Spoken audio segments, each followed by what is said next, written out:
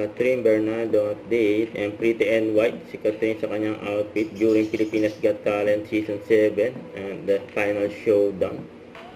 And is a wrap, and tapos na ang Pilipinas Got Talent Season 7. Kaya looking forward sa upcoming project ni Catherine. Ito yung interview kay Catherine.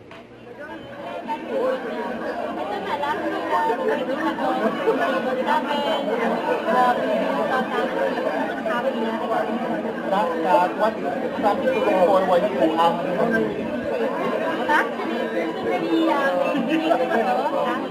Something was fun.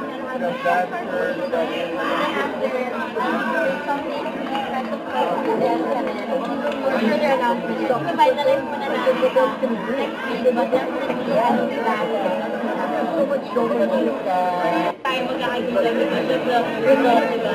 So, happy na isang season, and nakaka-proud lang kasi while looking at them, stage kanina, lahat ng mga finalists, iba-iba. Iba-iba sila sayaw, kanta, magic, everything. And nakaka-proud na naging parte kami nitong season na ito ng Pilipinas Got Talent. Don't forget to subscribe, click the notification bell for more update. This is Richard the Action Vlog. Stay tuned for more videos. See ya.